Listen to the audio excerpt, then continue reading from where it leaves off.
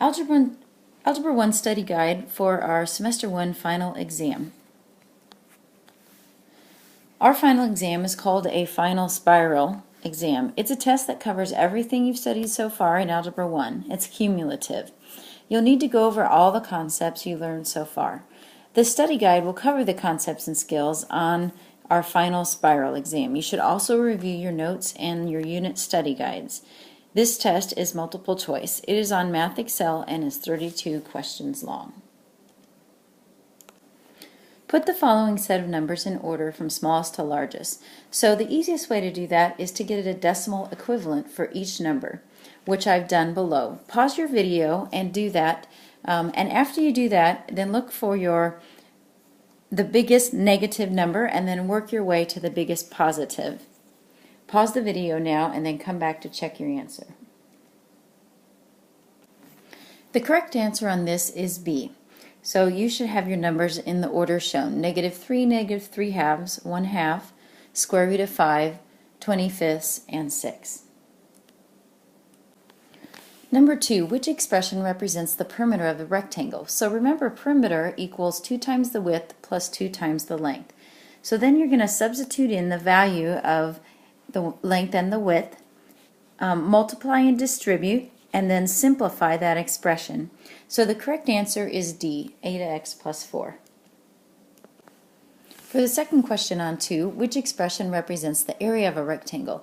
Remember that area equals length times width. Substitute in the values of the length and the width of the rectangle, and then simplify, distribute the 5. So the correct answer is B, 20x minus 15. Number 3 is a similar question. Which expression represents the perimeter of the rectangle? So perimeter is 2 times the width plus 2 times the length. So substitute in the values for the length and the width, and then simplify. Multiply and distribute your numbers, and then combine your like terms to get 6x plus 14. So the answer is D. The second part of number 3, it says which expression represents the area of the rectangle. So area equals length times width. Substitute in the values for length and width, and then distribute. The correct answer is B, 15x plus 10. Sharon has 10 less cats than Andrea, and Andrea has 23 cats. Write an equation to show how many cats Sharon has. So we're going to let the number of Sharon's cats be x.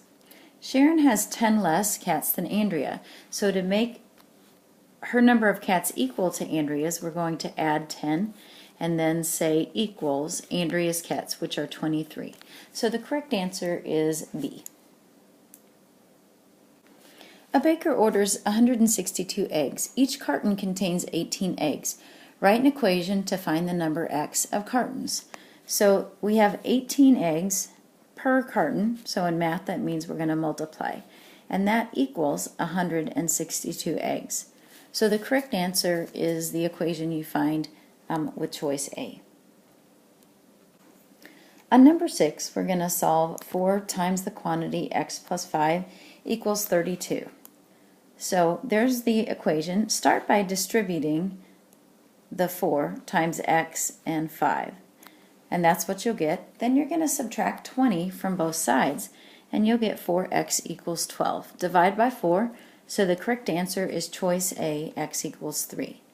Number 7, we're going to solve 5h plus 2 times the quantity 11 minus h equals -5. So start by distributing the 2. That's what you'll get. Now combine your h's. So 5 minus 2 is 3 h's. Then subtract your 22 from each side to get 3h equals -27. Divide each side by 3, so h equals -9, choice C. On number 8, be sure to look at the written study guide that I have posted on our Canvas site, because I have a nice elaborate picture that I think you'll appreciate. But here we have a 6-foot tall tent that casts a 10-foot long shadow. So I've just represented those by lines there and labeled the height and the length. Then how long is the shadow that a 9-foot tall adult elephant casts? So see, I have 9 to represent the height of the elephant and x to represent the length of the shadow. So we can set up a proportion, because these would be in proportion. So what we're looking for, which is the length of the shadow, over 9, the height of the elephant, is going to equal the length of the shadow, 10, of the tent, over the tent's height, 6. Then you'll do cross multiplication to get 6x equals 90. Divide both sides by 6, so x equals 15, choice B. Number 9, Milton and San Jose are 9 inches apart on a map that has a scale of 1 inch is 13 miles. How far apart are the real cities? So we can set up a proportion. 1 to 13, so 1 inch to 13 miles equals 9 inches over x miles. Then use cross multiplication to find that x, or the distance, is 117 miles, choice D. On number 10, 28 is what percent of 80? So remember that you can use the formula percent over 100 equals the part over the whole. When you're reading it, the part is usually given by the word is, and the whole is given by the word of. So 28 is, so that's the part, what percent of 80. So to set up this proportion, we have x, which is the percent we're looking for, over 100 equals 28, which is the part, over 80, which is the whole. Then use cross products to get 80x equals 2800. Divide both sides by 80 to find that x equals 35%, choice B. You can use the same formula for number 11. So 30 is what percent of 80. So notice 30 is by is and 80 is by of. So, and the percent says what percent. So that is x over 100 equals 30 over 80. Cross multiply so that you'll get 80x equals 3,000. Divide both sides by 80 to find that x is 37.5%, choice B. On numbers 12 and 13, we need to rewrite the equation. On 12, we're going to rewrite it for B. So our equation is BC plus DE equals F. So we're going to subtract DE to the other side because it does not contain B. When we do that, we get BC equals F minus DE. We can't combine those. Now we need to get B by itself, so we're going to divide both sides by C for a final answer of B equals F minus DE, all divided by C, which is choice C. 13, we're going to solve this equation for y. So we'll start with 2y minus 18x equals negative 26, and we'll add 18x to both sides. So that will get 2y equals 18x minus 26. Then to get y by itself, you're going to divide everything on both sides of the equation by 2 for your final answer of y equals 9x minus 13, choice D. A few more solving equations for designated variables. On 14, we're going to solve for y. So start with your equation 2x plus y equals 7. Subtract the 2x's from both sides for the answer y equals negative 2x plus 7, which is choice B. On 15, we want to rewrite this equation for B. Please change this problem to BC minus DE equals F. So what we'll need to do is add DE to both sides because it does not contain the variable B. And then we'll get BC equals F plus DE.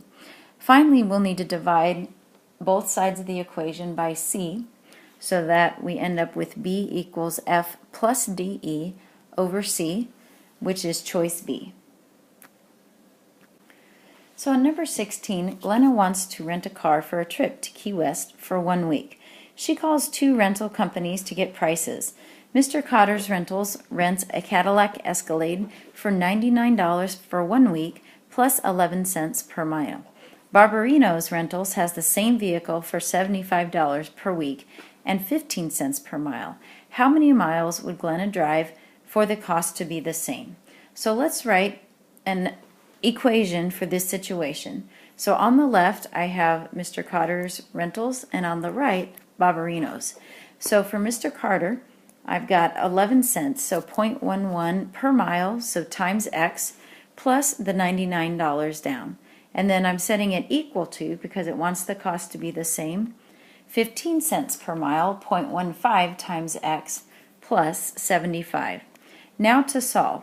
So to get x's on one side, I'm going to subtract my 0.11 x's from each side so that I will get 99 equals 4 cents times x plus 75.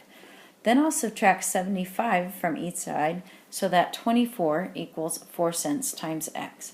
I'll divide both sides by the 0.04 so that I find out that x is 600 or 600 miles. So choice C. Number 17, solve 14 is greater than or equal to negative 2x plus 4. So start by subtracting the 4 from both sides. So we'll get 10 is greater than or equal to negative 2x. To get x by itself, we'll divide both sides by negative 2 so that we get negative 5. Now when we divide by a negative, we need to reverse the sign. So now it will become less than or equal to x. But we'll need to turn that around and the sign will follow the x. So our final answer is x is greater than or equal to negative 5, choice B. Number 10, which number below would be a solution to the inequality? So we need to solve the inequality first.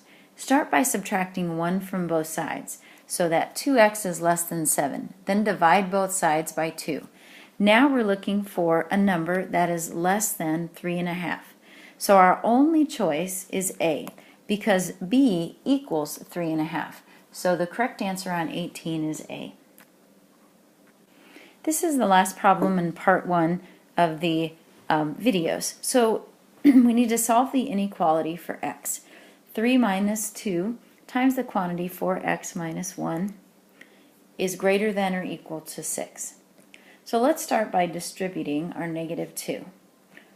And that's what you'll get. Now we want to combine the 3 and the 2 on the left side.